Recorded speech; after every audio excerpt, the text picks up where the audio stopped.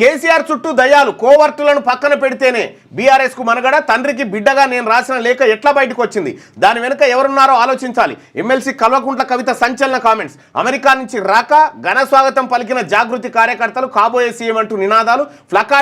ఫ్లకార్డుల్లో కనిపించని కేసీఆర్ ఫోటో తన తండ్రి కేసీఆర్కు 2 వారాల కింద తానే లేఖ రాశానని దాన్ని ఎవరు లీక్ చేశారో తేలాల్సిన అవసరం ఉందని బీఆర్ఎస్ ఎమ్మెల్సీ కల్వకుంట్ల కవిత అన్నారు కేసీఆర్ చుట్టూ దయ్యాలున్నాయని వారి వల్లే చాలా నష్టం జరుగుతున్నదని పేర్కొన్నారు తాను రాసిన లేఖకే ప్రైవసీ లేకుంటే పార్టీలోని ఇతరుల పరిస్థితి ఏమిటని ప్రశ్నించారు అవునమ్మా అలా రాసింది ఏముంది లోట పీసు ఏమన్నా ఏమీ లేదుగా ఉత్తదే కదా ఆ లేఖ మీద 2 రోజులు ప్రధాన వార్త అన్ని పత్రికలలో ఇది ఇంతకు మించిన ఈ పత్రికలకు కూడా లేఖ రాసింది తండ్రికి ఇప్పుడు ఇందిరాగాంధీ కనుక నెహ్రూ గారికి లేఖలు రాయలేదా అట్లా రాస్తే వాళ్ళ ఇంటి పంచాయతీ అది ఆ ఇంటి పంచాయతీని రాష్ట్ర పంచాయతీగా ఈ పత్రికలన్నీ తీసుకొచ్చి చూపెట్టుడు మహా అద్భుతంగా కనిపిస్తూ ఉంది అద్భుతమైన వ్యాసాలు ఉన్నాయి అంటే ఇప్పుడు 4వ పేజీలో ఎడిటోరియల్ వ్యాసాలు ఉంటాయి అందులో చాలా విషయాలు ఉంటాయి ఆ విషయాలు చర్చిస్తాయి ఎందుకులే